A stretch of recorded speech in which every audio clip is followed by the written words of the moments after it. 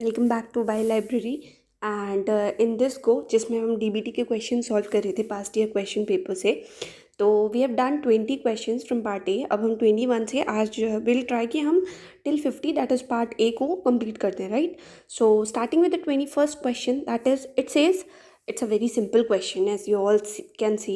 So it's about ELISA. So it's asking कि ELISA, right? So A results in cell lysis, no way, हो ही नहीं सकता कि ELISA से cell lysis हो जाए। हम सबको पता है ये क्या है, एक enzyme linked immunoassay है। B uses a radio labeled secondary antibody, कहीं antibody से relation था और ये term आ रहा है। आगे के ऑप्शंस पढ़ते हैं। C involves addition of a substrate which is converted to a coloured end product. अब ये डायरेक्ट आंसर हो गया आपके पास कि ELISA involves what, ELISA involves addition of a substrate which is converted to a coloured end product. अब आप ये बताओ जो सी ऑप्शन है वो आंसर है, राइट। ये जो कलर्ड प्रोडक्ट बनता है उसके लिए जो कलरलेस सबस्ट्रेट यूज़ होता है उसको हम क्या बोलेंगे, तो वो कलर इम्पार्ट कर सकता है, इसलिए उसको बोलते हैं क्रोमोजेनिक सबस्ट्रेट, राइट। और जो हमारी एंजाइम है जिसकी वजह से ये कलर्ड एंड प्रोडक्ट आता है, उन एंजाइम में we can use alkaline phosphatase use कर सकते हैं, यूरिएज यूज़ कर सकते हैं, बीटा गैलेक्टोसिडेज यूज़ कर सकते हैं। और साथ ही साथ वन मोर इन्फॉर्मेशन, अगर यहाँ पे क्वेश्चन होता है कि एलाइजा, उसके बाद एक ऑप्शन होता है qualitative as well as quantitative, तो वो भी आपका आंसर एकदम करेक्ट होता, right. So 22nd question is which of the following is not a member of immunoglobulin supergene family। अब आप देखना सिलेबस में इम्यूनोलॉजी करके भी एक कॉलम दिया हुआ है डीबीटी जेआरएफ के जो सिलेबस है उसमें, ओके। सो 22 का जो क्वेश्चन है इट इज़ आस्किंग कि कौन सा नहीं है मेंबर आईजी सुपरजीन फैमिली का। अब बात करते हैं कि आईजी सुपरजीन फैमिली होती क्या है, तो these all are the group of protein जिनमें कि आईजी लाइक डोमेन्स प्रेजेंट होते हैं, यानी कि इम्यूनोग्लोबुलिन लाइक डोमेन्स प्रेजेंट होते हैं। अब एग्जाम्पल क्या क्या आएंगे उसमें, एमएचसीज आ सकते हैं, टीसीआरस आ सकते हैं, जो आपके पॉली आईजीआरस होते हैं वो आ सकते हैं, राइट। और ह्यूमन का जो इम्यून सिस्टम है या फिर जो वर्टिब्रेट इम्यून सिस्टम है जो इवॉल्व होकर बना हुआ है, उसमें जितने भी आईजी रिलेटेड मेंबर्स हैं जिनमें आईजी लाइक डोमेन्स हैं, वो सब जो है वो आईजी सुपर फैमिली में आएंगे। अब बात करते हैं ऑप्शंस की, तो एंटीबॉडीज तो ऑफकोर्स आएगा, वही तो है आपकी I G main, right. And B option is lymphokine. अगर आप आगे जाना चाहो तो जो टीसीआर है वो मैंने बता दिया आएगा, एफसी रिसेप्टर भी आएगा, क्योंकि उसमें आईजी लाइक डोमेन प्रेजेंट है, वो इन्वॉल्व है किसमें, आपके डिफेंस में। अब आते हैं हमारे बी ऑप्शन पे लिम्फोकाइन। तो लिम्फोकाइन की अगर आपको डेफिनेशन पता होगा तो वो जो है ये सिक्रेटरी प्रोडक्ट्स होते हैं एक्टिवेटेड लिम्फोसाइट्स के, और इसमें बहुत क्लियरली लिखा होता है they are non immunoglobulin supergene family products. उसके बाद आता है exchange of non homologous chromosome is known as. अब होमोलोगस क्रोमोसोम के में जो एक्सचेंज होता है थोड़े थोड़े सेगमेंट का, that is called as crossing over. We all know, वो हम बचपन से पढ़ते आ रहे हैं। जो दूसरा प्रोसेस होता है that is translocation. Reciprocal translocation is a phenomena जहाँ पे आपका जो सेगमेंट होते हैं वो नॉन होमोलोगस क्रोमोसोम से ट्रांसफर होते हैं या फिर एक्सचेंज होते हैं एक दूसरे में। रेसिप्रोकल जब भी बोलेंगे it means I am doing something to you, in return you are doing also something to me, right. आप फेवर रिटर्न कर सकते हो, जैसा कि हम रेसिप्रोकल एल्ट्रुइज्म में पढ़ते हैं। तो रेसिप्रोकल ट्रांसलोकेशन में भी एक्सचेंज होगा, ट्रांसफर नहीं, एक्सचेंज होगा। उसके बाद आते हैं 24th क्वेश्चन में। 24th इज सेइंग जो ESTs होते हैं they are obtained through, ESTs are what, expressed sequence tags, right. तो ये किससे मिलते हैं हमें कुछ ना कुछ एक्सप्रेशन से लग रहा है, कुछ ना कुछ लग रहा है। टैग होगा तो छोटा सा डीएनए मॉलिक्यूल, जो भी मॉलिक्यूलर बायोलॉजी में टैग है वो या तो डीएनए है या तो आरएनए है, यानी कि जिसमें भी एक्सप्रेशन करने की एबिलिटी है, राइट। अब ऑप्शंस की बात करते हैं कि EST हमें किससे मिलते हैं। ए है जीनोमिक डीएनए लाइब्रेरी, बी है cDNA लाइब्रेरी, सी है RT-PCR एंड डी है क्रोमोसोम वॉकिंग। अब आप क्रोमोसोम वॉकिंग और RT-PCR को छोड़ दीजिए क्योंकि it has nothing to do with ESTs, right. अब आता है genomic DNA library and cDNA library. जो आपके ESTs होते हैं वो सब सीक्वेंसेस होते हैं किसके, cDNA के, तो किसके थ्रू मिलेंगे, cDNA लाइब्रेरी के, राइट। तो ये क्या हो गया, इसका ऑप्शन नंबर बी करेक्ट हो गया। अब आता है 25th question that is targeted suppression of gene expression is achieved by, यानी कि targeted it becomes specific. For example, you are saying that I want to suppress this gene only, then your motto is targeted, right। तो अब option पे बात करते हैं। जो आपका क्वेश्चन है वो आपको आंसर दे रहा है, DBT is factual as well as logical, right. तो ए ऑप्शन से tDNA इंसर्शन, tDNA इंसर्शन होता है बट रैंडम होता है, इंसर्ट हो रहा है बट रैंडम होता है, राइट। तो ये टारगेटेड नहीं हो सकता, तो ये ऑप्शन क्या हो गया, नहीं हुआ। उसके बाद बी आता है EMS से आप कर सकते हो, जो आपकी म्यूटेजेनेसिस है वो कर सकते हो, जीन सप्रेस भी कर सकते हो, लेकिन वहाँ पे और ऑप्शन में अगर आप देखोगे तो आरएनए इंटरफेरेंस प्रेजेंट है। जब भी आप आरएनए इंटरफेरेंस की बात करते हो तो डेलिबरेटली करते हो, यानी कि आप चाहते हो कि किसी आरएनए को मैं इस तरीके से इंटरफेयर कर दूं कि अपना प्रोटीन ना बना पाए, अपना प्रोटीन ना बना पाए यानी कि अपना एक्सप्रेशन ना कर पाए, तो वो कुछ भी ऐसा ना बना पाए जो कि बायोलॉजिकली फंक्शन कर पाए, राइट। तो अगर मैं टारगेटेड करना चाहती हूँ तो मैं क्या करूँगी, siRNA का यूज़ करूँगी, तो वो किस में आता है, आरएनए इंटरफेरेंस। अब इसका एक छोटा सा एग्जांपल देती हूँ। आप सबने पढ़ा होगा फ्लावर शार टोमेटो, राइट। बायोटेक में आपने क्या पढ़ा होगा, फ्लावर शार टोमेटो, राइट। तो ये जो फ्लावर शार टमेटो है इसमें siRNA यूज़ किया गया था टेक्नोलॉजी।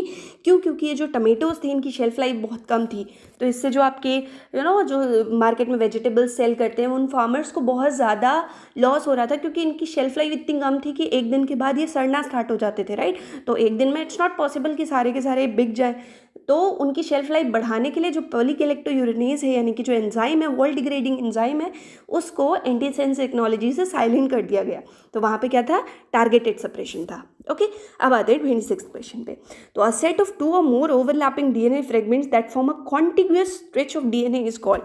स्मार्ट क्वेश्चन है, कॉन्टिग्यूअस स्ट्रेच लिखा है, कॉन्टिग्यूअस या continuous is the same sentence, तो ये होते हैं आपके कॉन्टिग्स। अब आता है कि आपके कॉन्टिग्स और एक और टर्म होता है स्कैफोल्ड, जो आप इस सेंस में यूज़ करोगे लैब में, राइट।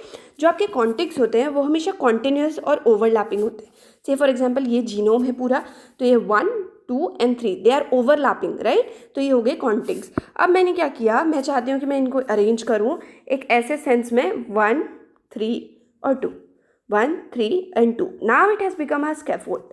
क्या किया मैंने, कॉन्टिग्स को ही रीचेंज कर दिया, एक्सचेंज कर दिया, इधर उधर टर्म्स को रिकंस्ट्रक्ट कर दिया by changing the contigs, and I have made what, scaffold बना दिया, ठीक है। तो scaffold is a protein of genomic sequence which is reconstructed by changing the contigs together. तो कॉन्टिग्स में मैंने आपको और क्या बता दिया, स्कैफोल्ड बता दिया। अब है ये क्वेश्चन थोड़ा सा लॉजिकल है। A vector can accept an insert of 20 KB in size. कितने का एक्सेप्ट कर सकता है भाई, 20 KB एक्सेप्ट कर सकता है, ठीक है। और इस वेक्टर को आप रेप्लिकेट करा सकते हो किसमें, इकोलाई में, यानी कि इस वेक्टर को आप क्या करोगे, ट्रांसफॉर्म करोगे इकोलाई में। In order to make complete gene library of E. coli by using this vector, minimum number of bacterial colonies which must be present should not be less than। अब क्या होता है, जब भी आप ट्रांसफॉर्मेशन करते हो ना, तो ट्रांसफॉर्मेशन के बाद in order to check your competent cells की, कॉम्पिटेंट सेल्स कुछ नहीं होते, they are basically strain of E coli cell, ठीक है, जिसमें रिपेयर सिस्टम मौजूद नहीं होता। रिपेयर सिस्टम क्यों नहीं मौजूद होता, वो मैं एक दिन आपको जब DH5 अल्फा वगैरह बताऊंगी तो बता दूंगी। तो द थिंग इज कि आपके जो कॉम्पिटेंट सेल हैं उनमें जब आप ट्रांसफॉर्म करोगे अपने वेक्टर को, अपने इंसर्ट को, उसके बाद नेक्स्ट डे जब आप इंक्यूबेट करके उस प्लेट को चेक करोगे तो they must be certain amount of colonies present, तभी आप बोल सकते हो कि आपका जो कॉम्पिटेंट सेल है is competent enough, right, cloning के लिए। तो यही ये बोल रहा है कि कितने होने चाहिए। देखो मिनिमम जो है नंबर ऑफ बैक्टीरियल कॉलोनीज, आप इसमें ही देख के जो मिनिमम नंबर है ना उसे टिक कर दो सीधा, क्योंकि एक तरीके से कभी कभी आप बोल सकते हो कि 20 KB का इंसर्ट है, तो अगर 5 इकोलाई में जाएगा तो कितना हो जाएगा, 1 लाख तब ये 1 लाख KB पे आएगा, राइट। तो आप कहोगे कि अगर 1.1 × 10³ 3 × 1 लाख कर दें तो मेरे पास उतनी स्पेसिफिक अमाउंट ऑफ कॉलोनीज आ जाएंगी जिससे कि मैं स्क्रीन कर पाऊँ अपने रिकॉम्बिनेंट को, ठीक है। तो ये मिनिमम नंबर कितना हो जाएगा, 1.1 × 10³ 3। उसके बाद ये पूछ रहा है 28 क्वेश्चन में कि scientist involve with golden rice. ये तो हम सबको आई पॉर्टिकिस का नाम पता है, और ऑप्शन देख लेते हैं। जो नॉर्मन बोरलॉग हैं वो है फादर ऑफ ग्रीन रेवोल्यूशन, जो वर्ल्ड में इंटायर वर्ल्ड के थे। सी MS स्वामीनाथन हमारे इंडिया के father of green revolution. And the जो GS खुश हैं, डॉक्टर खुश, ये जो है राइस रेवोल्यूशन के फादर हैं। Okay, so option will be option number B. अब आते हैं हम 29 क्वेश्चन पे। जो हैप्लॉइड प्रोडक्शन है या फिर हैप्लॉइड कल्चर है, जो कि एंथर कल्चर से हुआ था।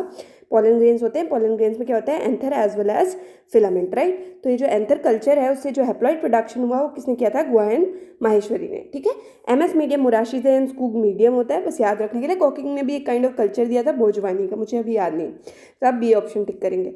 उसके बाद आता है 30th number of question. The DNA of temperature phage P4 is linear है, डबल स्टैंडर्ड है, और कितना बड़ा है, 11.5 KB लॉन्ग है, ठीक है। अब ये बोल रहा है कि इसमें कोहेसिव एंड्स प्रेजेंट है।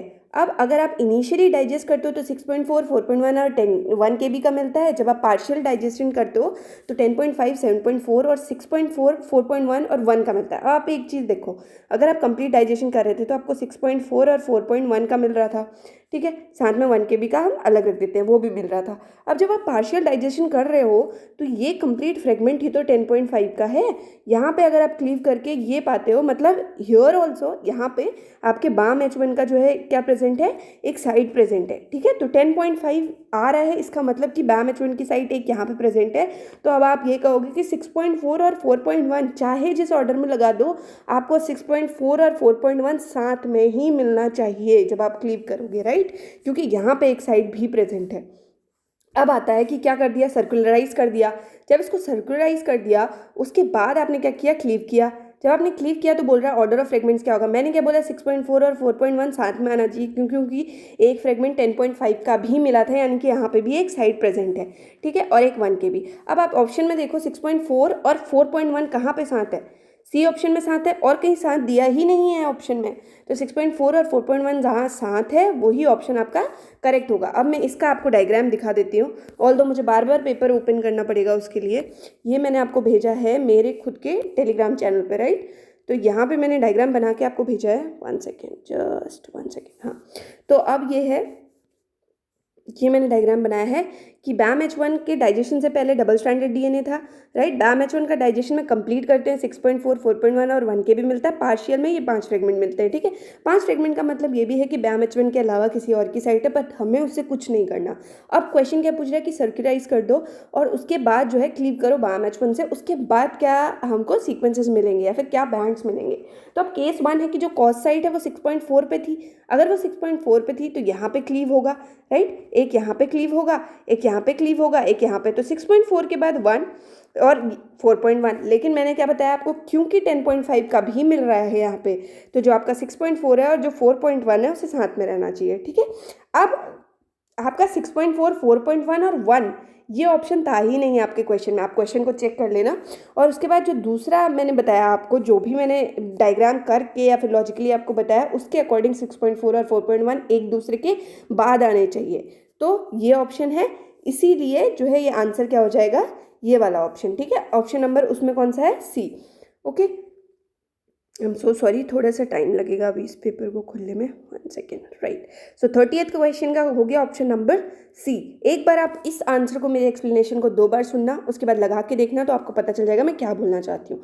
31 क्वेश्चन से इसकी peptide bond is rigid because, हम सबको पता है पार्शियल डबल बॉन्ड कैरेक्टर होता है, इसलिए। 32 is if we increase the confidence limit, अगर हम कॉन्फिडेंस लिमिट को बढ़ा देंगे तो क्या होगा। अब कॉन्फिडेंस लिमिट होती क्या है भैया, तो कॉन्फिडेंस लिमिट होती है कि जिस नंबर पे number eight which the upper and lower end of confidence interval, जो भी आपका कॉन्फिडेंस इंटरवल है, से फॉर एग्जांपल आप बोलोगे कि मैम मेरे 180 से लेके 185 तक मार्क्स आ रहे, तो ये आपकी कॉन्फिडेंस लिमिट हो गई। इसके बीच की सारी वैल्यूज़ आपकी सिग्निफिकेंट वैल्यूज़ हो गई। अब अगर आप मेरे पास आए और बोले मैम 175 से लेके 185 तक की जो है मेरी क्या है, कॉन्फिडेंस इंटरवल हो गया, तो अब आपकी हर वैल्यू, अभी तक कितनी वैल्यू सिग्निफिकेंट थी, 4 थी, अब कितनी हो जाएंगी, 9 हो जाएंगी, राइट।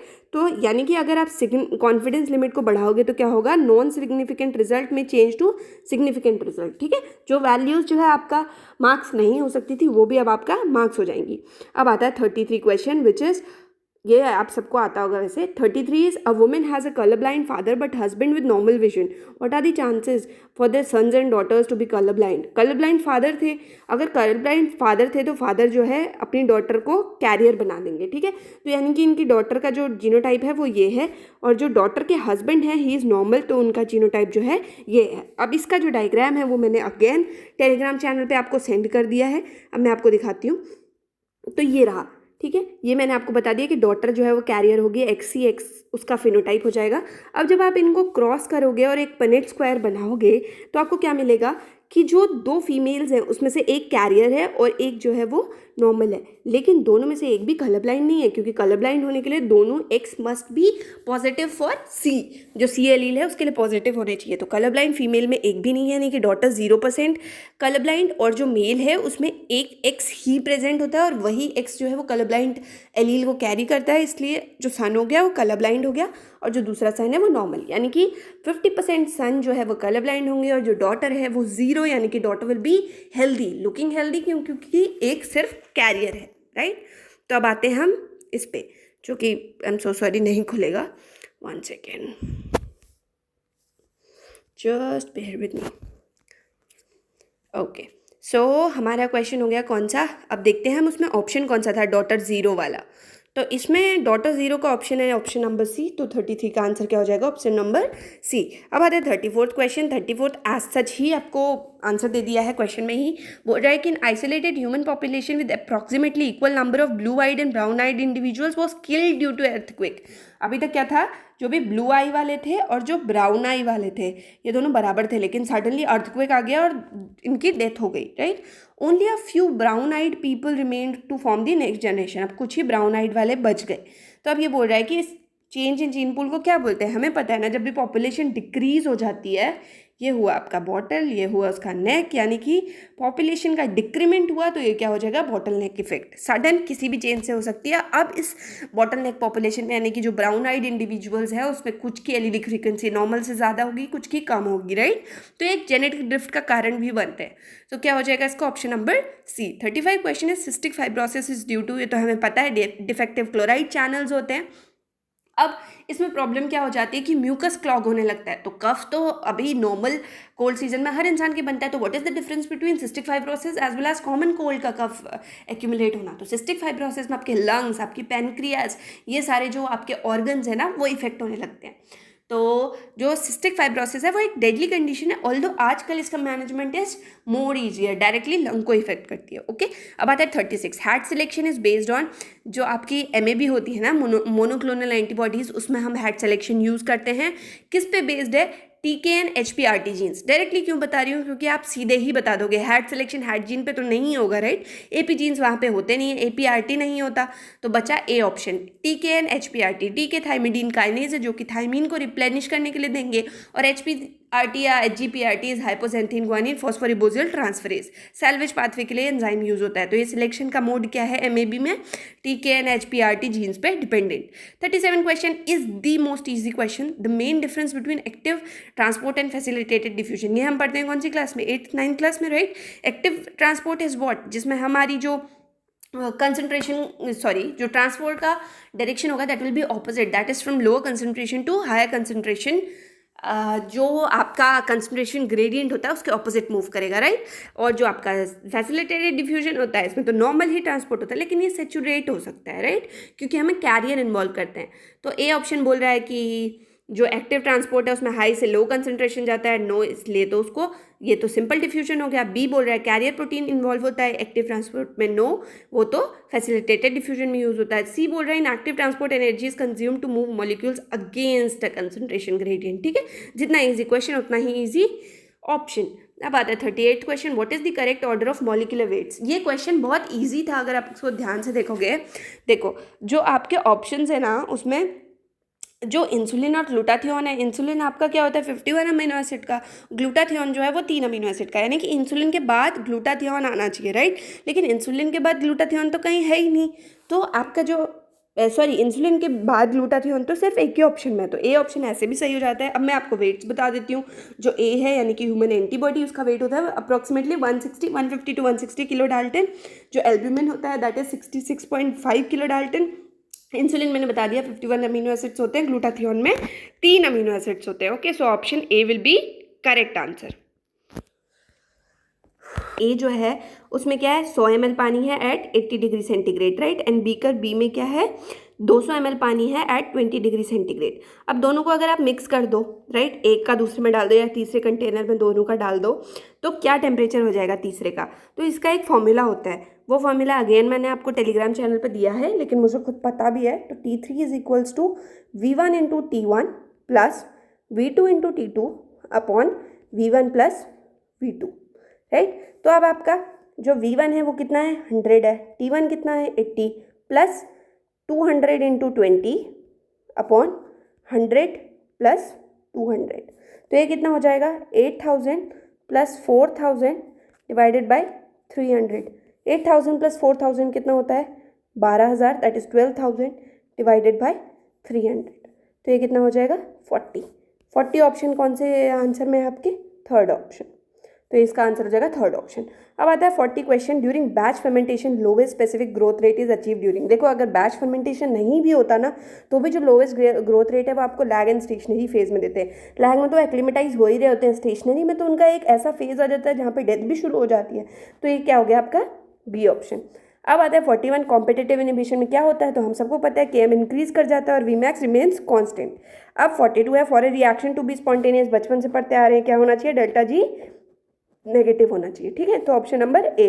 अब आता है 43, the dependence of molecular weight of protein molecule to the distance travelled in the denaturing gel electrophoresis. ये क्या होता है कि हमेशा लॉगरिथमिक होती है, चाहे डिनेचरिंग जेल इलेक्ट्रोफोरेसिस ना हो तब भी। मैं यहाँ पे आपको एक बार डायग्राम दिखाना चाहती हूँ। मैंने ये डायग्राम क्लिक किया है जो आपकी टेक्निक वाली बुक है, तो ये हमेशा लॉगरिथमिक ही होता है, ठीक है। चाहे जैसा इलेक्ट्रोफोरेसिस में देखो आप, रिलेटिव माइग्रेशन वाला जो आप करते हो ना वो हमेशा लॉगरिथमिक होता है, okay. So 1 second, just 1 second, I am so sorry. इसका मैं ऑल्टरनेटिव ढूंढती हूँ, क्या कर सकती हूँ, ओके।